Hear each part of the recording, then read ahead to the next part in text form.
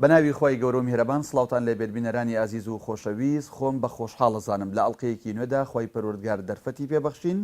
لە خزمەت ئێوە و میوانە هەمیشەیەکەمان مامۆستا عەلی باپیر نووسەر ڕووناکبیر لەم ئەڵلقەیەدا بە ئێوەی ئازیز و خۆشەویست شاد ببینەوە و چەمکێک لە چەمکەکانی دیکەی بابەتەکەی مامۆستا عەلی باپیر لەسەر چاکردنی دۆخی هەرێم کە نووسیوێتی باگوێ لە قورئان بگرین شرۆڤە دەکەین. مامۆستا سپاس دەکەین کە کاتت پێبەخشین لەم ئەڵلقەیەشدا لە خزمەت جەنابیشت کاک داناوە خێریش بێن خۆت و ستافەکەت. زۆر سپاس دەکەین مامۆستا یەکی کە لەو بنەمانی کە جەنابت بە هەندت وەرگرت و بە پێویست زانی و بۆ چاکردنی ئەم دۆخە ئەوەیە کە دەفەرموویت خۆ بەزلگران نەمانیان و چەوسێنراوان مافەکانیان لە پەیامی پێغەمبەراندا دەبینن. مەبەستت چییە؟ یعنی ئەم ڕستەیەت بە چ مەبەستێک هێناوە؟ الحمد لله وصلى الله تعالى وسلم بارك على رسول الله محمد وآله وصحبه المهتدين بهداه. كاكدا أنا ما بس مويك أجر تماشي قرآن بكين ديار قسكاني منو أو بيسبينز بنمايا هموي كلا شوار لسل جيرنا ونشاني بو شار سركرني بارودوخي هرين باجوي لقرآن بقرين هموي هلا قرآن وهناهما. ئەگەر تەماشای قورئان بکەین دیارە دەتوانین بڵێین دوو لە سەرسێی پانتای قورئان بۆ بەسەرهاتی پێغەمبەران عەلەیهیمو السەڵات وسەلام گەلەکانیان تەرخان کراوە. جا لێرە و بە بۆنێ ئەوە دەمێ شتێک بڵێم ئەویش ئەوەیە کە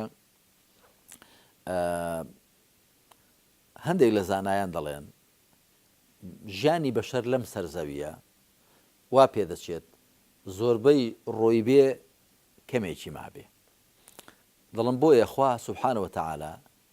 ئەوەی کە لە ژیانی بەشەر ڕۆیشتووە کە دەگونجێ دوو لە سەرسێی تەمەنی بەشەر لەسەر زەوی تێپەڕی بێ کاتێک کە قورئان هاتۆتە خوار لەو کاتەوە و یەک لە سەرسێی مابێ. بۆیە خوا سوبحانە وتەعالا دوو لە سەرسێی پانتای قورئانی تەرخان کردووە بۆ باسی ئەوە کە ڕۆیشتۆ لە ژیانی بەشەر دوو لە سەرسێی تەمەنی بەشەریەتە. بۆیە لە قورئاندا دوو لە سەرسێی تەرخان کراوە بۆ جێڕانەوەی ئەو بەسەرهاتانەی گەلانی پێشوو بە چ مەبەستێک بۆ پند لێوەرگرتن تەوان هەتاکو کە لە ئەڵلقەکانی پێشوە باسمان بە تاکو ئەو یەک لە سەرسێی ژیانی بەشەر کەماوە ئەو دوو لە سەرسێی کە ڕابردووە بیکاتە قوتابخانە و بیکاتە جێی دەرس و پند و عیبرەت. لقد كان في قصصهم عبرة لأولي الألباب. جا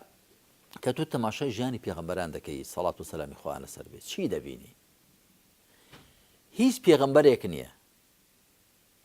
لە نوحەوە سەڵات و سەلامی خوای لەسەر بێت کە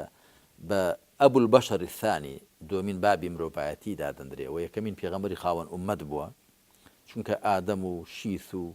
ئیدریس و پێغەمبەران کە کاتون وا پێدەچێت بەشەریەت ئەو کاتە زۆر نەبوو بێ کە ببنە ئومەتێک. بەڵام لە نوحەوە عەلەیهی سەڵات وسەلام کە لە صاحیب و خارجدا هاتۆ یەکەمین پێغەمبەر بۆ یەکەمین ڕەسوول بووە کە بۆ ئومەتێک نێردراوە.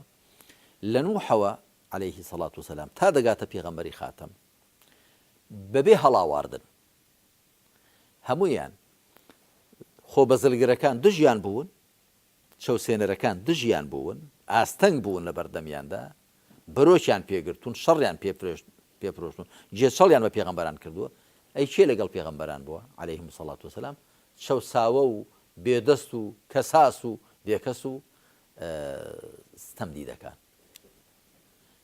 جا ئەمە سیڕەکەی چییە؟ ئەوە خەری بۆ بڵم ئەمە بە جۆرێک لە نقطەی زوعف ناژیرە لە پەیامی پێغەمبەران کە دائیمەن فەقیر و هەژار و چەوساویان لەگەڵا بووە، دەوڵەمەند و دەسەڵاتداریان لەگەڵ نەبووە؟ نە، جا ئەوە ئەگەر تەماشای ئەو ناو نیشانە بکەی کە من دامناوە جا حیکمەتەکەیت بۆ دەردەکەوێت، نهێنیەکەی دەردەکەوێت. ستەمکاران و زۆرداران نەمانی خۆیان بینیوە لە پەیامی پێغەمبەراندا بۆیە دژیان بوون، بەرگریان کردووە لە بوونی خۆیان، زانیوان ئەگەر ئەو پەیام و بەرنامەی پێغەمبەران عەلەیهیمو السەڵات وسەلام بچەسپێ ئەوان ئەو ڕاوە خراپەیان لێ تێک دەچێت، ئەو بازاڕە ئاڵۆزە نامێنێت کەوان دزی تێدا بکەن. ئەی چەوساوان چیان؟ ماف و بوونی خۆیان لە پەیامی پێغەمبەراندا بینیوە بۆیە شوێنیان کەوتوون. بەڵام ئەوە دیارە وەکو حاڵەتی گشتی ئەگەر ناخۆ هەش بوون لە چینی خۆشگوزەران و پارەدار و ساماندار و دەسەڵاتداری جارووا هەیە تاکو تەرایەک ڕەگەڵ کەوتون هاتوونە نێوپێڕی پێغەمبەرانەوە شوێن کەوتوانی پێغەمبەران عەلەیهیمو سەڵات وسەلام بەڵام کەم بوون بۆیەنە عەبدوڕەحمانی کوڕی عەوف و ئەبوبەکری سیدیق و عوثمانی کوڕی عەفان خوا لە هەموو هاوڵان ڕازی بێ ئەوانە چینی ساماندار بوون هاتوون بوونە شوێنکەوتی پێغەمبەری خاتم عەلەیهی سەڵات وسەلام بەڵام زۆربەی هەر زۆر ڕەشوڕوتەکان بوون جای پێغەمبەرانی کەش هەروە یا موسا عەلەیهی سەڵات وسەلام مؤمنی ئالی فرعون لەنێو بنەماڵەی فرعوندا لە فرعون هەڵدەگەڕێتەوە وقال رجل مؤمن من آل فرعون يكتم إيمانه أتقتلون رجلا أن يقول ربي الله وقد جاءكم بالبينات من ربكم پیاوێکی بڕوادار کە ئیمانەکەی خۆی دەشاردەوە لە نێودار و دەستە و دایرەی فرعوندا معناوە دیارە بەرپرسان بووە لە نزیکانی فرعون بووە و بەڵگەی ئەوەش کە ئەو هەموو مناقەشە و مشتومڕە دەکات لە سوورەتی غافیردا هاتووە لە 15 ئاەت داخوای پەروەردگار دیالۆگێک دێن لە نێوانی ئەو پیاوە بڕوادارە و فرعوندا فرعون خۆڕێ بە هەموو کەس نادا بێتە کۆڕ و مەجلیسیە و مناقەشەی لەگەڵ کە دیارە کەسێکی پایەدار بووە کەسێکی خاوەن پێگە بووە لە لای فرعون ئەوەش هاتووە بۆتە شوێنکەوتووی موسا عەلەیهی سەڵات وسەلام تاکو تەرایەک بوون بەڵام زۆربەی هەرە زۆر کێ بوون ئەوانە بوون کە خوای پەروەردگار لەژێر ناونیشانی مستەضعەفیندا هێناونی جا ئەگەر تەماشا بکەین لە بۆ وێنە لە بەسەرهاتی نوحدا عەلەیهی سەڵات وسەلام خوای پەروەردگار دەفەرمێ ولقد أرسلنا نوحا إلى قومه فقال يا قوم اعبدوا الله ما لكم من إله غيره ئەمجا دوایی قال الملأ الذين كفروا من قومه ما نراك إلا بشرا مثلنا وما نراك اتبعك إلا الذين هم أراذلنا بادي الرأي خۆ بەزلگرەکان تا مەلە لە وشەی مەلە دەڵێ من يملؤون العيون مهابة والقلوب هيبة ئەوانەی کە چاوی خەڵک پڕ دەکەن لە سام و دڵیان پڕ دەکەن لە ترس واتە دەست ڕۆیشتوو قسە ڕۆیشتوو بڕیار بەدەستان خاوەن دەسەڵات و خاوەن سامانەکان ئەوانەی کە سەرۆ سوڵتەیان بەدەستان مەلە ئەوانن کە دیارە بە دەوری ئەو حکمڕانەوە بوون دەست و پەیوەندەکانی ئەوانە گوتیان ما نراك إلا بشرا مثلنا تۆ نابینین هەر جگەلەوەی کە مرۆڤێکی وەک خۆمانی هەمیشە دژمنانی پێغەمبەران سەڵات و سەلامی خوا لەسەر پێغەمبەران بێ مرۆڤبوون و بەشەربوونی پێغەمبەرانیان بە نوقسانی زانیوە تۆ هەر بەشەرێکی وەکو ئێمەی یعنی بۆ چونکە لە هەمبانەی خۆیاندا گوێزیان ژماردووە باشە لەبەرەوە کە مرۆڤ و بەشەرە مانای وایە شایستەی ئەوە نییە بێتە پێغەمبەر خوا پەیامی بۆ بنێرێ لە هەمبانی خۆیاندا گوێزیان ژماردووە تەماشایان خۆیانیان کردووە لە جڵی تاوی گوناح و تاواندا ڕۆژ و نغڕۆ بوون یانەجام ئەو مرۆڤێکی وەکو ئێمە کوا لێی دەوەشێتەوە نازانن پێغەمبەران عەلەیهیمو سەڵات وسەلام خاوەن کەساتێکی دیکەن خاوەن حاڵەتێکی دیکەن خاوەن مەقامێکی بەرزن لە ڕووی ئیمانی لە ڕووی ڕوحی جا دەڵێن تۆ هەر بەشەریکی وەک خۆمانی وما نراك اتبعك إلا الذين هم أراذلنا ناشبینی کەس شوێنت کەوت بێت جگە لەوانەی کە هەرچی و پەرچین لەناو ئێمەدا ئەراذیل کۆی ئەردەلە ئەردەل دەڵێ کەسێکی سادە کەسێکی بێدەست کەسێکی بێئیمکانیەت کەسێکی وەک بڵێ جاتەوان ئەوە ناوی ئەوانە لێیان هەڵداون ئەگەر نامەرزنیە وا بوو بن یعنی وەکو بڵێ بە کوردی دەبێتەوە بڵێ کەسی هیچ و پوچ یا خودت بێکەسایەتی یا بێشەخصیەت یا بێتوانە بەڵام ئەوە قسەی ئەوانە بە شوێن کەوتوانی پێغەمبەرانی دەڵێن عەلەیهیمو سەڵات وسەلام یعنی ڕاز ناکەن چونکە هەمیشە ئەوانە ناونە ئەی بە پێغەمبەرانیشیان نەگوتوە کاهین و شێت و جادوگەر خۆ پێغەمبەرانیش دوور بوون لەوە بۆیە بە شوێن کەوتەکانیشیان دەڵێن ئەراذیل واتە هەرچی و پەرچی و وەکو بڵێ هیچ لە باراندا نەبوو دەست نەڕۆیشت و ئەو شتانە جا من ویستومە بڵێم بە درێژایی مێژوو ئەوانەی کە بە شێوەی ستەمکارانە حکومڕانیان کردووە دەوروبەریان کێ بووە دەوروبەریان کەسانی بوو کە لەسەر شێوەی خۆیانن دەوروبەریان لە کەسانی بکە لەسەر شێوەی خۆیانن جا ئەوانە دژی پێغەمبەران بوون عەلەیهیمو سەڵات وەسەلام چونکە ئەگەر پەیامی پێغەمبەران بچەسپێ دەڵێ هەمووتان بران و دەبێ پێکەوە تەبابن و کەس لە کەس زیاتر بەشی بە نیعمەتەکانی خواوە نییە و هەمووتان دەبێ بە تەبایی بژین و نابێت کەس خۆی بەسەر کەسدا هەڵکێشێ جا ئەوان لەو سەودایەدا زۆردارەکان زەرەر دەکەن بۆیە دژیان بوون ئەدی کێ لەگەڵ پێغەمبەراندا بۆ عەلەیهیمو سەڵات وەسەلام ئەوانەی کە مافەکانی خۆیانیان لایوان بینیوەتەوە لێرەشدا تەمان ویستوم بڵێم کەواتە حکومڕانان لە هەرێمدا لە عێراقدا لە هەر شوێنێکی دنیادا بە دڵخۆش نەبن بەوەی کە چینێک لە مەشەخۆران و لە سامان کۆکەرەوان و لەوانە کە جەماعەتی ئەشهەدو بیللان و چەپڵیان بۆ لێ دەدەن دڵخۆش نەبن بەوانە ئەوانە هەر بە درێژایی مێژوو دژی ئەو دادگەریە بوون کە پێغەمبەران هێناویانە عەلەیهیمو سەڵات وەسەلام دژی ئەو خوا بەیەکگرتنە بوون کە پێغەمبەران هێناویانە چونکە شیرک زەمینە خۆش دەکات بۆ فیرعەونەکان بڵێن ئێمە پەرسترا و پەروەردگاری بەڵام تەوحید و خوا بەیەکگرتن ڕێگە دەگرێت لەوە کە هیچ کام لە مرۆڤەکان خۆی بەسەر ئەوانی دیکەدا هەڵکێشێ هەموو براین و دەبێت پێکەوە تەبابین هەموو بەندەی خواین هەموو یەکسانین وە چاوساوەکانی وەکو گوتم کە تەماشایان کردو ئەو پێغەمبەرانە عەلەیهیمو سەڵات وەسەلام ئەوەی کە هێناویانەوە پەیام و بەرنامەیە لە قازانجی ئەوانە بۆیە شوێنیان کەوتون هەڵبەتە ئەوانیش بە زۆریش کەمی نەبوون بۆ کە بەداخەوە زۆربەی ڕەش و ڕوتەکانیش ستەمکارەکان هەڵیان غەڵەتاندون چاواشەیان کردوون پێغەمبەرانیان عەلەیهیمو سەڵات وەسەلام و پەیامی پێغەمبەرانیان بە شێوەیەکی دیکە پێشان داون ئەوە تەماشا دەکەی فیرعەون چ دەڵێ فیرعەون کاتێک کە موسا دەچێت عەلەیهی سەڵات وەسەلام موسا بۆ چ دەچێت بەنی ئیسرائیل دەرباسکە ئەن ئەرسیل مەعیە بەنی ئیسرائیل وەلا تعەذیبهم بەنو ئیسرائیلم لەگەڵ بنێرە و مەیان چەوسێنەوە کەچی فرعون دەڵێ چی دەڵێ ئینی ئەخاف ئەن یوبەدیلە دینەکم ئەو ئەن یوظهیڕە فی الأرض الفەساد من دەترسم دینەکەتان لێ تێکدا و خراپەکاری لە زەویدا بکە دەترسێم موسا دینەکەتان لێ تێکدا بەرنامەکەتان لێ تێکدا و خراپەکاری و ئاشوو لە زەویدا بەرپا بکە یعنی ئەوەی فرعون دەیکا کە نێرەوەزەکانی بەنی ئیسرائیلی سەر دەبڕین مێینەکانیشی دەهێشتنەوە ئەوە خراپەکاری نییە ئەوەی کە فرعون دەیکرد ئەو سیستەمە کە خۆی بە پەروەردگار و بە پەرستراویان دەزانی ئەوە دەترسی ئەو دینیان لێ تێدا فعلا ئەگەر موسا بێ عەلەیهی سەڵات وەسەلام پەیامی موسا بچەسپێ ئەو دینە فرعونیە تێک دەچێت وفعلا فەساد بڵاو ناکاتەوە لە زەویدا بەڵام ئەو فەسادەی کە هەیە لای دەبا ئەو فەسادەی کە هەیە کە بەشێک لە خەڵک و جەماوەر نێرینەکان سەر ببڕی و مێینەکان بهێڵی و فعلا ئەو وەزع تێک دەدا مامۆستا ینی پرسیارێکی گرنگێتە پێشەوە ئەوەیە کە دەسەڵاتداران و بڕیار بەدەستان ئەگەر خەڵکێکی مشەخۆر و وەک خۆیان خۆ بە زان و زاڵمیان لە دەور کۆ بێتەوە بەڵام بۆ چینێکی زۆری ڕەش و ڕوت و ستەملێکراویش دوایانەکەوێت ئەوەی کە هەر لەم هەرێمی کوردستانە ئەگەر وێنەکە وا لێ بکەین ینی چەند ساڵم حیزبانی هەرێمی کوردستان هەر ئەم خەڵکە ڕەش و ڕوتە ئەمانی کردووە بە حیزبی ڕقم 1 و ڕقم 2 ئەمە بۆ ئەنی ئیسفادی خەڵکە ڕەش و ڕوتەکە لە چییە دوای ئەوان کەوت تەماشا بکە ئەوانەی کە دەسەڵاتی ناشەرعی بەدەستەوە دەگرن جا بۆ زانیاریت دەسەڵات دەبێت ڕەوایەتی لە خەڵک وەربگرێ بەڵام ئایا ئەوەندە بەسە کە ڕەوایەتی لە خەڵک وەربگرێ و تەواو نا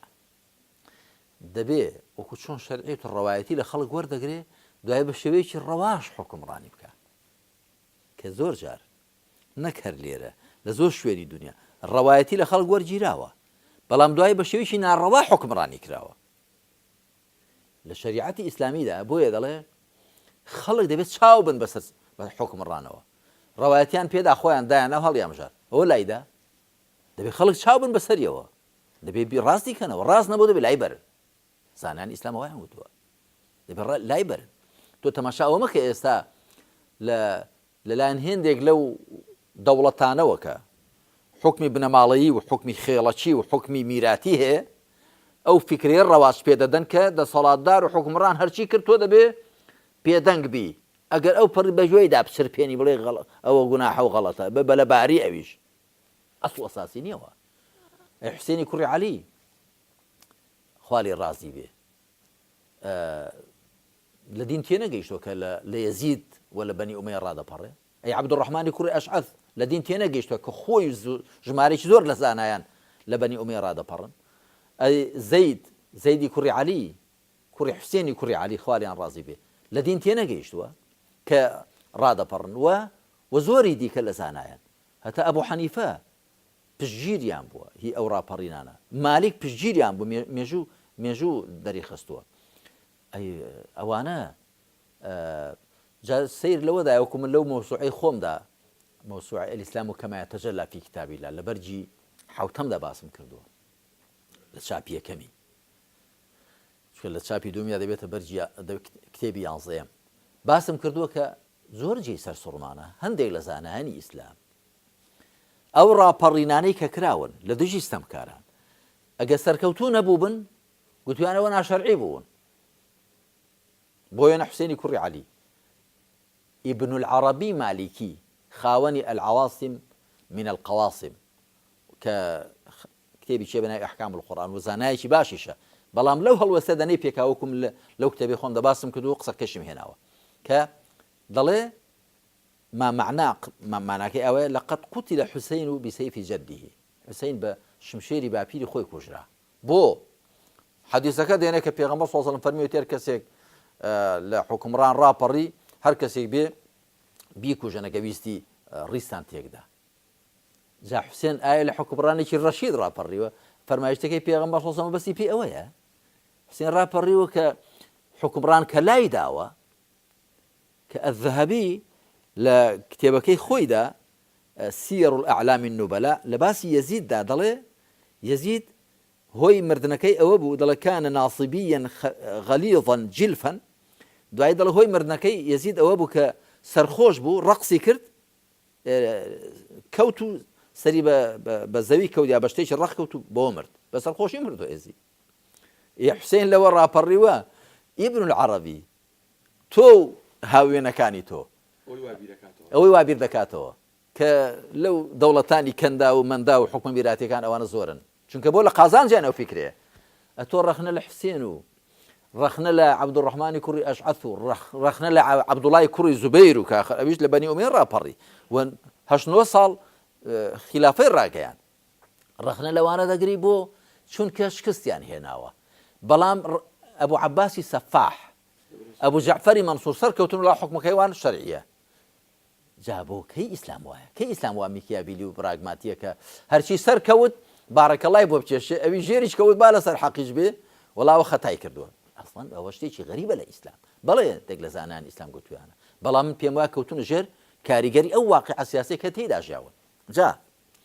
بێنەوە سەر ئەسڵی بابەتەکەی خۆمان بسیم بۆچی ئەو هەموو ڕەشوڕوتە ئەو ڕەشوڕوتە دواکەوت دەمیست ئەوەت بۆ باسکەم تەماشا بکە لە باسی حوسەیندا کە دەستشێ و لە کەربەلا ئەو ڕووبوونەوە دەبێ عباس محمود العقاد لە کتێبێکیدا بە ناوی ئەبناء الرەسوولی فی کەربەلا تعبیرێکی جوان دەڵێ ئەو سوپای کە دەوری حوسێنیدا 10,000 کەس بوو بە سەرکردایەتی عومەری کوڕی سەعدی کوڕی ئەبی وەقاص کە لەلایەن ئەو کاتە عوبەیدیلای کوڕی زیاد والی کوفە بوو لەلایەن ئەوە نێردرا بوو والی یەزید بوو یەزید بۆ خۆی لە شام بوو ئەو سوپا 10,000 نەفەریە دەوری حوسێن و ئەو 50-60 کەسە دەگرێت کە لەگەڵینی 50-60 کەس لە خزمانی و لە خەڵکی دیکە ئەوانە دەڵێن دەبێ یا ئێستا بەیعەت دەی بە یەزید لەسەر دەستی ئێمە یان ئامادەی جەنگ بی حوسێن دەڵێ ئێوە خۆتان نامەتان بۆ ناردوم خەڵکی کوفە 60,000 ئیمزای پێوەیە یان لەگەڵ ئیمزاکەی خۆتاندا ڕاستکەن هاوکارم بن هەتا ئەو حکمڕانیە لارەی کە یەزید دەیکا کۆتایی پێبێنین یان ئەگەر ئەوەش ناکەن لەگەڵ ئیمزاکانی خۆتاندا ڕاست ناکەن لێم گەڕن دەچمەوە بۆ مەدینە ئەمن بەدەم ئیمزای ئێوە هات گوتمەگە نەچم گوناهبار دەبمە و خەڵکە دەڵن وەرن تۆ وەرە قیادەمام کە و فەرمان بە چاکەوێنە هەیە خراپە دەکەین ئەگەر لێم گەڕن دەچمەوە بۆ مەدینە ئەگەر ئەوەش ناکەن لێم گەڕن دەچم بۆ شارێکی شارەکانی موسڵمانان چونکە من ئەگەر بۆ خۆم بچم بۆ لای یەزید پێی عەیبە بە من بڵێ بەیعەتم پێ بدە دەڵێن نەخێر یان بەیعەت دەدەی یان دەبێ ئامادەی جەنگ بی چا عەباس عەبدولعەقاد دەڵێ ئەو سوپا 10,000 نەفەریە دەیانزانی حوسێن لەسەر حەقا كانت قلوبهم مع حسين وسيوفهم مع يزيد دڵیان لەگەڵ حوسێنی بوو شمشێرەکانیشیان لەگەڵ یەزیدی بوو کاکە داناجیە بەشەر تەنیا عەقڵ نییە هەرچی بە عەقڵ پەسەندی کردوا بکە بەشەر عەقڵە نەفسە کۆمەڵی غەرائیزێک بەشەر کائینێکی زۆر ئاڵۆسە بۆیە ئەم خەڵکی هەرێمی کوردستانی ئێمەش لە ڕاستیە زۆری دەزانێت کە نابێ ئاوا بێ بەڵام خۆ خەڵک دێ بۆ لامان لە خەڵکی بەرپرس و خەڵکی عەشایر و خەڵکی دیکە و سادە و گەنج و هەمووی یەکاکە تۆ مەدەم دەزانی وانێ بۆ نازانم خۆ ڕەنگە لەو هەڵبژاردنە ڕەنگە خەڵک هەڵوێستی خۆی بگۆڕێ بەڵام تا ئێستا باشەی بۆ لەگەڵی دای ئاخر بڵێن چی ژیانەکە ناسۆڕێ ئاوانە بێ ژیانم بەوێوە مەڕبوتە بەوانەوە پەیوەستە لە ڕاستیدا بەدەستخۆوەگرتنی ثەروەت بە شێوەیەکی ناشەرعی یعنی هەندێک خەڵک لەوانەیە بەڵێو بڕیار بەدەستانی ئەم وڵاتە بۆ چاچی ناکەن لێی نازانن با دەزانن بەڵام ئەگەر ئەو پارە حرامەیان بەدەستەوە نەبێ هەندێک خەڵک لە پەنای خوا نەکەن ملیاردێر و ئەوی دیکەش ئەوە قوتی لایەموتێکیان پێ نەدەن ئەیە حکومڕانی ئەو وەزعیان چۆن ببڕێەوە دەچێت لە کاتێکدا کە لە دڵی خەڵکدان لە کاتێکدا کە هێندە شتی باشیان نییە کە خەڵک ئیقناعکەن دەبێ پارەیەکیان بەدەستەوە بێت کە خەڵکی پێ ڕازیکەن دەمی خەڵکی پێشیرینکەن سەرۆت و سامان دەسەڵات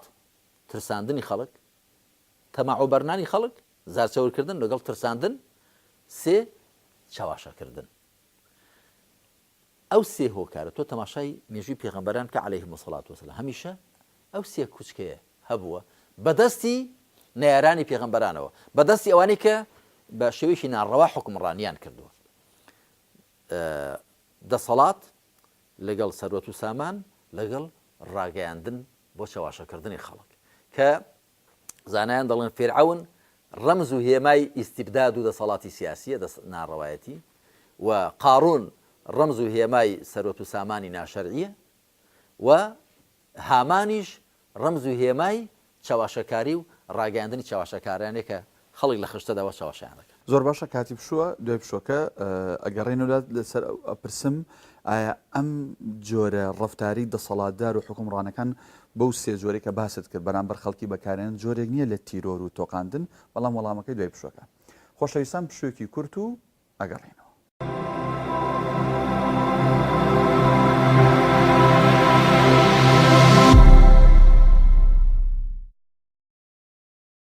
دووبارە سڵاو بەڕێزان لە بەرنامەی بەدانایی لە خزمەت میوانە هەمیشەیەکەمان مامۆستا عەلی باپیر نووسەر و ڕووناکبیر لەگەڵ ئێوە بەردەوامین مامۆستا پێش پشوەکە لێم پرسیت بەو ینی سێ ڕێگەیە سێ شێوازەی کە دەسەڵاتداران و حکومڕانان بەرامبەر خەڵکی ڕەشوڕوت و چەوساوە و بەو سێ کوچکە شومە بەڵێ ئەمە جۆرێک نییە لە تیرۆر و تۆقاندن بەرامبەر بە خەڵکی مەسەلەی تیرۆر و تۆقاندن ئەوە زاراوەیە کە بڵێن داهێنراوە خۆی ترساندنی پێداهەیە بەڵام تیرۆری فکری تیرۆری تیرۆری جەستەی نەبێ ئێستا دەزانی چۆنە کاکدانا یعنی وشەی تیرۆر وەکو زاراوەیەک بەکاردی هەر کەسێک ڕقی لە کەسێک و دەڵەوە تیرۆریستە و هەر کەسێک ڕقی لە زۆرە کردەوە دەڵەوە تیرۆرە من زۆر لەگەڵ ئەوە دانیم یعنی من پێم وایە شت وەکو خۆی ناوی بنی گرنگەوەی ئەوە برسیکردنی خەڵکە چاواشەکردنی خەڵکە ترساندنی خەڵکە ترس و برس و چاواشە وەکو گوتم ئەگەر گریمان ڕەوایەتیشان لە خەڵک وەرگبێ بۆ حکومڕانیەکەیان بەڵام دوای بە شێوەیەکی ڕەوا حکومڕانیان نەکردووە بە درێژایی مێژوو هەروە بووە بۆیە ئێمە لەم هەرێمی کوردستانەدا بۆی کەسانێک یەکسەر تۆمەتبارمان نەکەن بۆی کە وڵا ئەوە حکومڕانانی کوردستان یەکسەر لە جێی فرعەونی داناون و خەڵکەکەشی لە جێ بەنی ئیسرائیل دەناون ناوە ناڵێم بەس من دەڵێم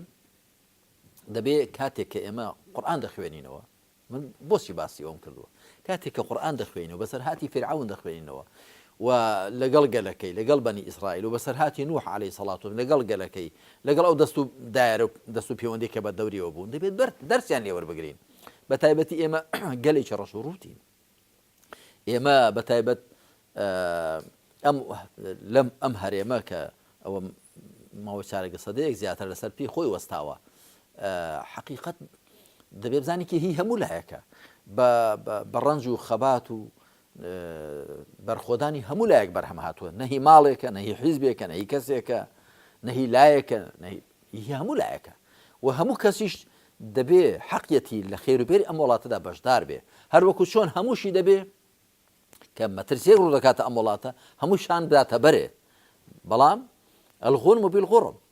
یعنی وەکو چۆن هەمووی بەرپرسیارە بەرامبەر بە ئەمنیەت و سەلامەتی و پاراستنی ئەم هەرێمە، بە هەمان شێوەش هەمووشی دەبێت تێدا بەهرەمەند بێ، نەک چەند ماڵێک و دوو حیزب یا مەسەر کەمتریە، یعنی نابێ وابێت. ئەوە شتێکی زۆر ناسروشتیە کە هەموو ئەو کۆمەڵگەیانەی بەو شێوەی ئیدارەکراون کە دەسەڵات و سامان و ڕاگەیاندن لە دەستی چینێکدا قۆرخ کراون، سەرنجامیان سەر بە فەتارە چۆن بووە. تۆ تەماشا بکە ئێستا ڕاگەیاندنەکان بەدەستی چیان؟ ئەو کەناڵانەی کە زۆر بە سەخاوەتەوە خۆتان لە تۆڕی میدیایی کۆمەڵن وانە لە کەناڵی پەیامیش دەکەن، بۆ خۆتان زان چەند وەردەگرن، نابیستن کە هاوڵە ڕاگەیاندن کارەکانتان لە هێندێک لە کەناڵەکان لە ڕەنگە دەقاتی ئێوە وەربگرن، نازانم 30 وەرەقە و 40 وەرەقە و 50 وەرەقە، ئەوەگە پارەی نەوت و گەندەڵی نەبێت لە شوێی بوو. ئەی بۆ ئێمە نیمانە کە هەر دەستبارێکی چاچی بۆ ئەندامەکانی خۆمان بگرین، کەواتە هەر سەروەت و سامان قۆرغ نەکراوە، هەر دەسەڵاتی سیاسی قۆرغ نەکراوە، دەسەڵاتی سەربازی و عەسکەری و هێز، بەڵکو ڕاگەیاندنش قۆرغ کراوە. ئاخر ئەو کەناڵەی کە بە تەکنیکێکی نوێتر و بە کادری نوێتر و بە پار و سامانی زیاتر و بە ئیمکانیاتی زیاتر بە تاکی دەنگی زیاتر دەڕوە، وێ شاشەکەشی جوانتر و دەنگەکەشی زیاتر دەڕوە، بەڵام لەکوێ هێنا ئەو پارەیە و خەڵک و وڵات هەیە، بۆچیش بەکاردەهێنرێتەوە بۆ چەواشەکردنی ئەو خەڵکە. بەڵا مامۆستا مادەم تۆ باسی هەرێمی کوردستانەکەی، ینی بێگومان زۆرە بێت نمونونەکان لەسەر هەرێمی کوردستان بێنینەوە، ئێستا لەوانەیە بێچێک بپرسێ باشە خۆ نە پێغەمبەرێک ئێستا هاتووە و نە دینێکی نوێژ هاتووە تاوەکو ئەم دەسەڵاتدارانەی ئێمە وەکوی کە باز دەکرێ لی بە دوورگن و نەمانی خۆیان لەوەیە ببینەوە بۆیە ینی تەسلیم نابن بە واقعەکە. هۆی چیە ئەم دەسەڵاتدار و حکومڕان و کار بەدەستانەی ئێمە ئەم چاکسازیە ناکەن کە خۆیان ئەزانن خۆ بەزلگران و نەمانەکانیان وەک جەنابەت باست کردووە لە پەیامێکە نابین کە ئێستا تازە ڕاگەیەنرابێت. آخر خۆ پێغەمبەری خاتەم محەممەد صلی الله عليه وسلم خۆ هەر بۆ نیوە دورگەی عەرەبی و بۆ 14 سەدەرم پێش ڕەوان نەکراوە. خی پروردگار دەفەرمیێ وما ئەرسەلناکە ئیلا کافەتەن للناس بەشیرا وەنەذیرا لە سوورەتی سەبا و لە سوورەتی عەرافدا دەفەرمی قل یا ئەیها الناس ئینی رەسوول الله ئیلەیکم جەمیعا، بڵێ ئەی خەڵکینە من پێغەمبەری خوام ڕەوانەکرای خوام بۆ هەمووتان بە تێکڕا. پێغەمبەری خاتەم محەممەد عليه الصلاة والسلام بۆ خۆی دەفەرمێ بوعیثت إلى الأحمر والأسود، يعني دیارەکە پێغەمبەری خوا عليه الصلاة والسلام کۆتایی پێغەمبەرانە و پەیامەکەشی کۆتا پەیامی خۆیە بۆ خەڵکی سەرزەوی، جا بە کوردیەوە بە عەرەبیەوە بە غەیرە عەرەبیەوە بە هەموو ڕەنگ و زمانەکانەوە. بۆیە ئەگەر تۆ تەماشا بکەی ئێستاش پەیامەکەی پێغەمبەر عليه الصلاة والسلام بەرنامەکەی پێغەمبەر بە شێوێکی ڕاستەقینە، چیان زیاتر ئەوانەی کە شوێنی دەکەن، ئەوانەی کە ئەوە هەست بە مەزڵومیەت و مەحرومیەت دەکەن و پێیان وایە کە بەهۆی ئەو پەیام و بەرنامەیەوە ئەو مەزڵومیەت و مەحرومیەتە لەسەر ئەوان لا دەچێت، پێیان وایە کە ئیعتیباریان بۆ دەگەڕێتەوە، پێیان وایە کە مافەزەوتکراوەکانیان بەهۆی چەسپانی ئەو پەیامەوە بۆ دابین دەبن و پێش ئەوەش دیارە کە پێیان وایە بەهۆی شوێنکەوتنی ئەو پەیامە سەرفراز دەبن، لای خوا ڕوسور و بەختەوەر دەبن و لە تاقیکردنەوەی ژیانی دنیا دەردەچن. بەڵام خۆ دین هەر بۆ قیامەت نەهاتووە، دین هاتووە کە خەڵک بەختەوەر کا لە دوا ڕۆژدا سەربەرز و سەرفرازیان کا لای خوا، بەڵام هاتووە لە دنیاشدا ئازاد و سەربەستیان کە ژیانی دنیایان بۆ ڕێکخا، هاتووە کە زوڵمستەمیان لەسەر لابەرێ، هاتووە کە دادگەرێن لە بەیندا بچەسپێنێ. و لە ڕاستیدا فیرعەون و تاغوتەکان و حکومڕانە زۆردارەکان لەسەر قیامەت لەگەڵ پێغەمبەران تێک نەگیراون، لەسەرەوە کە وەڵا دەبانە ئێمە بچینە بەهەشت و پێغەمبەران دەڵێن نەخێر ئێوە ناچنە بەهەشت و لەسەرەوە نەبووە، لەسەر بەهەشت و جەهەنەم نەبووە، لەسەر دنیا لەگەڵیان تێک گیراون. يعني فرعون بۆ لەگەڵ موسا تێک دەگیرێت لەبەرەوەی موسا دەڵێ أن أرسل معي بني إسرائيل ولا تعذبهم بني إسرائيل لەگەڵ بنێرە نەتەوەیەک بووم مایان چەوسێنەوە چی سوغڕە و بێگاریان پێ مەکە فرعونیش دەیەوێ بیان هێڵێتەوە سوغڕە و بێگاریان پێ بکە لەسەرەوە تێک گیراون و هەروەها هەموو حکمڕان و هەموو زۆردارەکانی دیکە کە لەگەڵ پێغەمبەران تێکگیراون عەلەیهیمو سەڵات وسەلام لەسەر دنیا بۆ پێغەمبەران هاتون دنیای خەڵک چاککەن دنیاکە وارێ بکەن هی هەمویان بێ هی هەمویان بە یەکسانی بە ئازادی بە سەربەستی ئەو ژیانە دنیای بگوزەرێنن و هەمویان بەندەی خوا بن و پێکەوە برا و تەبابن جا جەنابەت دەڵێ خۆ ئێستا ڕاستە بەڵام ئێستا پەیامەکەی پێغەمبەر عەلەیهی سەڵات وسەلام هەر هەیە هەر وە لە ڕاستیدا ئەو پەیامە ئەو بەرنامەیە هەموو بەشەریەت پێی مولزەم کراوە پابەند کراوە کە دەبێت شوێنی کەون ئەوەی کە ئەو پەیامەی پێ بگا و پێی ئاشنا بێت تاوان ئەگەر شوێنی نەکەوێ و کاتە دیارە گوناهبارە ئەوەی کە پێشی نەگەی بێت و ما عەلە الرەسوولی ئیلا البەلاغ الموبین ئەو حوکمێکی دیکەی هەیە کەواتە ئێستاش بە هەمان شێوە یعنی هەر کەسێک کە چ لە هەرێمی کوردستان لە عێراق لە وڵاتانی دیکەی ئیسلامی مادەم لە نێو کۆمەلگایەکی موسڵماندایە دەزانێت ئەو خەڵکە دینێکیان هەیە بە ناوی ئیسلام جارێ دەبێت تەماشا بکە ئەو دینە ئیسلامە کە هی ئەو خەڵکەیە ئەو خەڵکەی کە ئەو حکومڕانیان دەبزان نەخواست چی دەڵێ زۆر پرسیارە کاکە داناجیان چینە سیاسیەکەی ئێمە هەڵبەتە مەرزی هەریاری کوردستان وابێ زۆربەی دەوڵەتانی عەرەبی شەر وایە زۆر جێی پرسیارە کە بۆ دەبێت لە دینی میلەتەکەیان شارەزانە بن ئەی بۆ پرسیارەکەی بۆ وا پرسیارەکە نەکەین بڵین بۆ جێی سەرنج و پرسیار نەبێ میلەتێکی موسڵمان کەسێ بکاتە کار بەدەستی خۆی کە لە دینەکەی شارەزانە ئەوەش وایە هەڕاستە هەردوو لای هەیە بەڵام ئێستا مەقسە دەکەین لەسەر حکمڕان و لەسەر خۆ بەزلگران و لەسەر چەوساوان دەڵێن ئەگەر بوەشێتەوە لە خەڵکێک کە خوا نەناسێ مسلمان نەبێ بێدین بێ بە ئیسلام ئاشنا نەبێ لێی بوەشێتەوە لە ڕووی سیاسیەوە ئیستیبداد خۆسەپاندن بکاتە پیشە لە ڕووی سەرۆت و سامانەوە ئیستیغلالی اقتصادی و ئابووری بکاتە پیشە سەرۆت و سامان لە دەستی خۆیدا خۆرەخکە و لە ڕووی ڕاگەیاندنەوە چاواشەکاری بکاتە پیشە و هۆکانی ڕاگەیاندن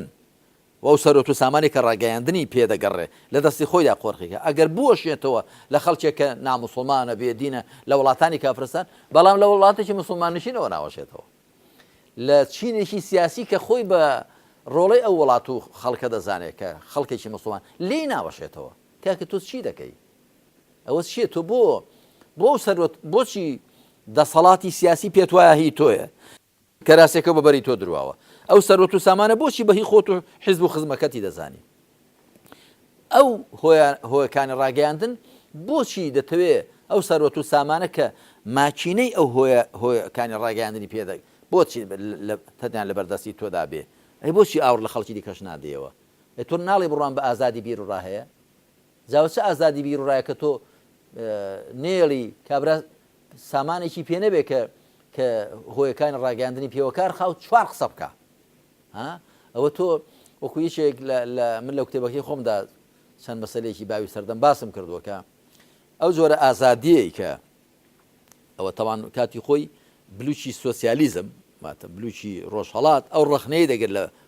بلوچی ڕۆژاوەکە ڕەخنەکەشیان لە جێی خۆیدایە دەڵێن ئەو ئازادی و یەکسانیەی لە ڕۆژ ئاوا هەیە وەکو یەکسانی و ئازادی نیە و دارستان وایە کاکە فەرمونون هەمووتان ئازادن بەڵام دەڵێت تۆ بێنی پاڵەوانێکی بە چێشی مەسەلەن 400 کیلۆ بێنی لەگەڵ کەسێکی ڕیوەڵەی زەعیفی 50 کیلۆی جا بڵێ ئازادن ئێوە چه ئازادیەکە ئەوە ئازادیەکە بەڵام بەرابەری یەکسانی تێدا نیە ئاخر ئەو دوو هاوکوفی یەکدینین ئەوە چه ئازادیەکە تۆ لە دارستاندا شێر و ئاسک ئازادن ئێجا شێرەکە ئاسکەکە دەخوار دیارە حەقیقەت ئەو جۆرە ئازادیە کە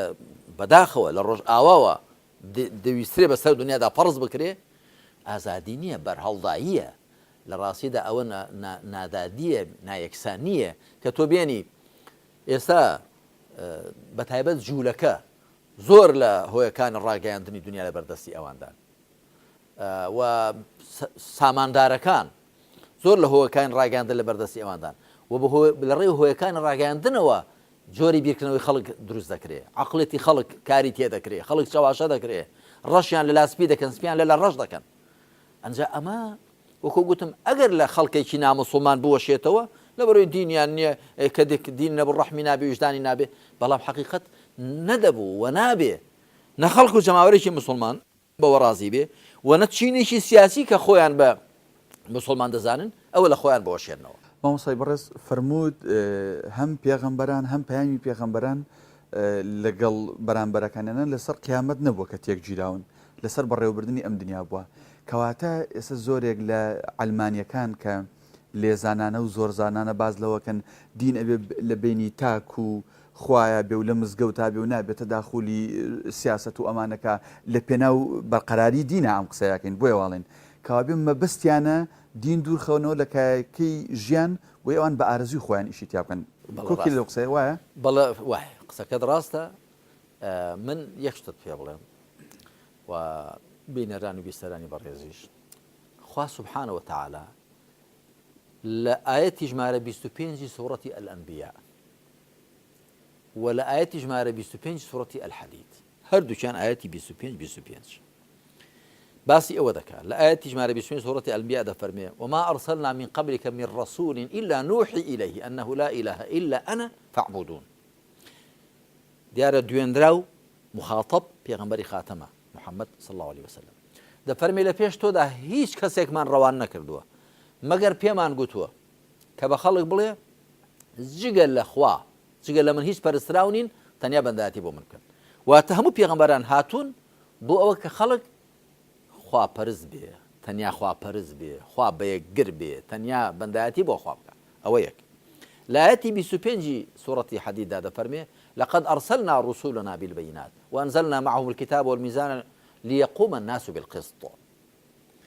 هەموو پێغەمبەرانمان عليهم الصلاة والسلام بە بەڵگەڕون و ئاشکراکان و ناردوون کتێب و تەرازوشمان پێدا ناردوون تاکو خەڵک بە دادگەری بەڕێوە بچن کەواتە هەموو پێغەمبەران هاتوون عليهم الصلاة والسلام بۆ چەسپاندنی خوا بەیەکگرتن تەوحید تەنیا خواپەرستن وەکو پەیوەندی نێوان مرۆڤەکان و خوا و چەسپاندنی دادگەری وەکو پەیوەندی نێوان مرۆڤەکان خۆیان و خۆیان پێغەمبەران عليهم الصلاة والسلام هاتوون کە بەهۆی خوا بەیەکگرتنەوە دادگەری بچەسپێنن کەی خەڵک دادگەری لە نێودا دەچەسپێ کاتێک کە خوا بەیەکگر بێ تەنیا خواپەرست بێ بەڵام ئەگەر بۆچی فرعون و تاغوتەکان زۆر دژی تەوحید و خوا بەیەکگرتن بوون بۆچی تەڕویجی شیرکیان داوە ئەگەر شیرک هەبێ شیرک یعنی چی هاوبەش بە خوادانان ئێ باشە جامادام هاوبەش بە خوادام نیش هاوبەشی خوام منیش بپەرستم کشۆ خوا دەپەرستن چاو بەڵام ئەگەر خوا بەیەکگرتن هەبێت تەنیا خوا شایستەی پەرسترانە تەنیا خوا شایستەی بەندایەتی بۆ کرانە خوا بەیەکگرتن و تەوحید بناغەی دادگەریە شیرک بناغەی زوڵم و ستەمە جا لە ڕاستیدا پرسیارەکەی جەنابەت ئەوەی کە ئەلمانیەکان بانگەشەوە ئەلمانیەکان کەوا دەڵێن بەمەبەست دووهاڵن ئەلمانیەکان کەوا دەڵێن جارێ پێش هەموو شتێک کارتێکراون بە فکری ڕۆژئاوا ڕۆژئاوا کە شوێنکەوتوانی ئاینی نەسڕانین ئاینی نەسڕانی دوای ئەوەی کە تێک دراوە شێوێنراوە کراوە بە دینێکی تاچی چوار ئینجیلەکان بخوێنەوە ڕسائلی بۆڵس و ئەوانی کە بخوێنەوە تەنیا باسی ئامۆژگاری ڕوحی و ئەخلاقی و پەیوەندی نێوان تاک و خوا سبحانه وتعالى دەکات بۆیە کە ئەگەر دەوڵەت و حکمڕانی و سیاست لە نەسڕانیەت بە پچڕێندرێ زۆڵم لە نەسڕانیەت ناکەیت چکە نەسڕانیەت شەریعەتی هەر نییە نەسڕانیەت تێدانێت چۆن وڵات ئیدارە بکرێ باسی جەنگ و ئاشتی تێدا نییە باسی سزاکانی تێدا نییە باسی شەسپاندنی دادگەری تێدا نییە بەڵام ئیسلام کاتێک کە حکمڕانی و دەوڵەتی لێ دوور دەخەیەوە زۆڵمی لێ دەکەی شەریعەتەکەی پەک دەخەی چکە ئیسلام شەریعەتی هەیە ئیسلام هەر عەقیدە نییە وەکو ئاینی نەسڕانی ئیسلام عەقیدەیە و شەریعەتە ئەگە عەقیدەکەی تەنیا تاک دەتوانێت هەڵیگرێت مامەڵەی پێ لەگەڵ خوادا بکە بەڵام شەریعەتەکەی دەبێت کۆمەلگا بەڕێوەی بەرێ و ژیانی تاچی و خێزانی کۆمەڵایەتی سیاسی خۆی پێڕێکخات وەکە تو تەماشای قورئان دەکەی وەکو چۆن باسی نوێژ و ڕۆژ و زەکات و حەج و ئیمان و عەقیدە و خۆ پاراستن لە گوناحە گەورەکان و ئەوانە دەکا باسی ئەوەش دەکات دەبێت دادگەری بچەسپێ دەبێت وڵات ئاوە بەڕێوە بچێ حکومڕان دەبێت ئاوا بە دادگەری حکمکە خەڵک دەبێت بەو شێوەیە پێکەوە مامەڵە بکەن باسی چارەسەری کێشەی ئابووری هەیە باسی پەیوەندین نێوان دەوڵەتان هەیە باسی جەنگ هەیە باسی ئاشتی هەیە باسی چۆنێتی ئیدارەکردنی کۆمەلگا هەیە کاتێک کە تۆ دێنی دەوڵەت لە دیندا دەبڕی بۆ ئێمە لە جارێککە و پرسیارم لێکرا کە تۆ ڕادچێ دەربارەی لێک دابڕینی دین و دەوڵەت گوتم دەبێ بڵێ کام دین ئەگەر دینی نەسرانی هەر بۆ خۆی دین نەسرانی دەوڵەتی پێ بەڕێوە ناچێ ئامۆژگاری ڕوحیە و دوای ئەوەی کە تەحریف کراوە ئەگەر نا هیچ پێغەمبەرێک نەهاتووە عەلەیهیم السەڵات وسەلام مەگەر بە ئەوە کە ژیانی خەڵک ڕێکخا بەڵام عیسا دوای خۆی کە دینەکەیان گۆڕی ئێستا ئەو ئینجیلانی کە لەبەر دەستدا هەن کە خۆیەک ئینجیل ناردووی ساوان چواریان هەن ئەو چوار ئینجیل هەمووی ئامۆژگاری ڕوحیە کەواتە دەبێ بڵێ کام دین نەک دین بە مطلقی دینی مەسیحی هەر بە خۆی شریعەتی نییە و بۆیە دەوڵەتی پێ بەڕێوە ناچێت بەڵام دینی ئیسلام 13 ئیسلام دەوڵەتی بەڕێوە بردووە هەر لە سەردەمی پێغەمبەرەوە عەلەیهی سەڵات وسەلام خەلیفە ڕاشیدەکەن تاکو دو ئاڵقەی دەوڵەتی ئیسلامی کە لە 1924 لە سەدەستی کەمال ئەتاتورک کۆتایی پیا دەوڵەتی عوسمانی بۆ ماوەی 13 مسلمانان لەژێر سای دەوڵەتی ئیسلامی دەخۆیان بینیوەتەوە ئیسلام حکمی کردو ئیسلام شریعەتی هەیە قورئان و سنەتی پێغەمبەر عەلەیهی سەڵات وسەلام هەموو حەڵاڵ و حەرام و ئەمر و نەهیە ئەساسیەکانی کە ژیانی بەشەر پێویستی پێیان هەیە دیاریان کە دیاریان کردووە کەواتەوان بە مەبەست واڵن بۆی کە ئەو بازاڕە شێواوی دروست بووە لیان تێک نەچێ بۆیە ئەو قسەیەکەن بەڵێ بێگومان جا من ڕۆژێک گوێم لە کەسێک بوو ئافرەتێک قسەی دەکرد لەسەر کەناڵێکی ڕاگەیاندن باسی ئافرەتان و مافی ئافرەتان و مەزڵومیەتی ئافرەتان و ئەوە دەکرات چۆن مافی ئافرەتان دابین بکرێەوە شتی وڵا هەنگاوی یەکەم دەبێت دین لە دەوڵەت جا بکرێتەوە ئەمیشتم خوشتی لە دڵ خۆم دەکتم خوشتی خۆم ئەوە دینیان لە دەوڵەت جا کردێتەوە بۆیە تۆوە بەو دەردەچووی ئەو دەوڵەتە دینی تێدا نیە دینی چ ژیا بکەی ئەوە نە دینی لێ جیا کراوەتەوە بۆیە تۆ بەو دەردەچووی بۆیە ئەوانەی کە لە ئاوی لێڵدا ڕاو دەکەن کەسانێک کە ئەوەی بۆیان هەڵکەوێ مەسەلەن ئەگەر لەزەتی لێوە بگن دوای فڕی دەدەن ئاخرەوە ئەو دەوڵەتە دینی تێدا نیە بۆیە تۆ بەو دەردەچووی زۆر عەجایبە ینی دەبێت ئێستا وا بزاندرێت کە ئەم دەوڵەت و حکومڕانی ئێمە بە دین بەڕێوە دەبردرێ جاخۆ تۆزە دینێکی کە تێدا مابێت لە دڵ و هەناوی ئەو خەڵکەدا لە هەندێک بەرپرسان ڕەحم و ویجدانێک کە هەیە بەهۆی ئەو تۆزە دینداریە کە لە دڵی ئەو خەڵکەدا هەیە جاخۆ گەر ئەوەندەش نەمێنێ خۆی مۆکو ئەوروپا و ڕۆژ ئاواش نین کە لە ڕووی کاروباری دنیاییەوە شتی خۆمان باش ڕێکخست کە هیچێک بۆی هەیە بڵێ ئەی باشەوە لە ڕۆژ ئاوە خۆ ئیسلام حکم ناکە بۆ لەوێ ئەوە هەیە ئەوان هەندێک بەهایان هەیە جارێ ئەو بەهایانەی خۆیان هەندێک ڕەوشت و هەندێک شت کە بە ئەزمون پێگەیشتون جارێ ڕەنگە زۆری لە دینەکەیانەوە هەڵ سەرچاوی گربێ و پاشان لە فیترەت و عەقڵی سەلیمەوە بەڵام ئێمە نە بە فیترەت و عەقڵی سەلیم کار دەکەین نە بە دینەکەش کار دەکەین بۆیە وەزعمان زۆر خراپی لاتوە دەناخۆ لە ڕۆژ ئاوا کۆمەڵە شتی باشیان هەیە بەڵام ئەو شتە باشانەی ئەوان حەقیقەت لە ئیسلامی خۆماندا هەبووی ڕەگوڕیشەی هەیە و کاتی خۆی زۆری ممارەسە کراوە لە درێژەی 13 سەدەی تەمەنی دەوڵەتی ئیسلامی بەڵام مەساڵە کۆتایی بەرنامەکەین جەنابەت لەم تەوەرەیە چەندێ ڕێکت نووسی و حەزەکەم بۆت بخوێنمەوە و جاوەکو پرسیارێک فەرمووتە نیشانە و بەڵگەیەکی گەورە و بنەڕەتی ڕەسەنایەتی هەر تەوژم و کۆڕ و کۆمەڵێکی ئیسلامی ئەوەیە کە هەمیشە داکۆکیکاری کەرامەت و ئازادی و مافەکانی خەڵکی سادە و بەشخورا و چەوساوە بێ و لە سەنگەری ستەم لێکراواندا بێ و لە بەرامبەر و دژی ستەمکاراندا بێ چۆن ئەم بۆ چوونە بۆ بیسەرێک بۆ بینەرێک بۆ خەڵکی کوردستان بە کردداری ڕوونەکەیتەوە کە فعلن جەنابیشت کە لە ڕووە سیاسەکەیەوە ئەمیری حیزبێکی کاریگەری لەم کوردستانە کە ئەمیری کۆمەڵی ئیسلامیت کۆمەڵی ئیسلامی توانیوێتی فعلن لە بەرەی خەڵکی چەوساوە بێت و لە بەرامبەر ستەمکارانە بێ بێگومان ئێمە نابێت خۆمان وا بڵێین دەیڵێ خەڵک چۆنمان دەبینێ من پێم وایە کە بەڵێ جا بۆ زانیاریت ماوەی پێشوو شاندی پارتی دموکراتی کوردستان هاتم بۆ لامان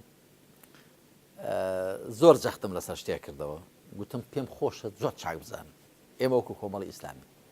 لە یەک مەسافە وەستاوین و لە ڕاستیدا لە خۆمەنی ناوەشێنینەوە شوێنکەوتە و لاساکەرەوەی کەس بین و بە خۆشمانی ڕەوانە بینین هیچ کەسیش لاسامان بکاتەوە شوێنمان کوێ کوێرانە. وتم پێم خۆشە زۆر چاک بزانن کە هەڵوێستەکانی ئێمە هەڵقوڵاوی قەناعەتەکانی ئێمەن، قەناعەتەکانیشمە هەڵقوڵاوی ئەو ئیمان و عەقیدەیەن، ئەو دینداری موسڵمانەتێن کە ئێمە پێوە پابەنی. جا کاکەدانە پێم وایە ئەگەر لە خەڵک و جەماوەری هەرێمی کوردستان بپرسی وەڵامی پرسیارەکەت ئاسانە، خۆش نیە خۆمان بڵێن شانمانەوە باڵمانوە، بەڵام من دەمەوێت خەڵک بزانێت کە هەڵوێستەکانی ئێمە بەڕاستی کە ئاواین و بازیشمان داوە لەسەر هەڵوێستەکان و ئامادەین باجی زیاتریش دەین. کاتی خۆی لە سەرەتای ئەو هەڵوێست وەرگرتنەمانەوە من شتێکم گوتم کێو بجوڵ ئێمە ناجوڵین. بۆ ناجوڵین؟ چونکە بەڕاستی ئیماندار خۆی بەخوا فرۆشتووە و خوا سبحانه وتعالى کە دەفەرمێ ئەلا لعنة الله على الظالمين، ئاگادار بن نەفرینی خوا لە ستەمکاران. زانت چۆن لە ستەمکار نزیک دەبمەوە؟ هەر کەسێ بە ستەمکاری بزانم، زەردە، بۆرە، مۆرە، سوورە، ڕەشە، هەرچی هەیە، هەر ڕەنگێکی هەیە، من حەقم نییە. ئەمن حەقی کردەوەکەیم هەیە، نەک حەقی حیزبەکەی، نەک حەقی ڕەنگەکەی، حەقی کردەوەکەیم هەیە. انظر إلى ما قيل ولا تنظر إلى من قال. تەماشا بکە چی گوتراوە، تەماشا مەکە چێ گوتوێتی. هەر بۆیش کاکەدان ئەگە کەس خەڵک ئینسافی هەبێ، ئینشاڵڵا ئینسافیش هەر هەیە، خەڵک تەماشا دەکا ئێمە کودەتا دەکرێت لە تورکیا، کودەتا بەسەر ئیرادەی خەڵکدا، بەسەر ڕەوایەتیدا ئێمە دژینی، وەکو بەشاندی پارتیشم گوت. وتم بەڵام ئێوە بەس دژی کودەتاکەی تورکیا بوون، بەڵام لە میسریش کودەتا کرا بەسەر ئیرادەی خەڵک و جەماوەر بەسەر ڕەوایەتیدا بە قازانجی سیسی و لە دژی مورسی ئێمە دژی ئەو کودەتای ئێوێش بووین. بۆ؟ چونکە ئێمە بانێک و دووهەوا و کەیلمبی میکیالێ ناکەین،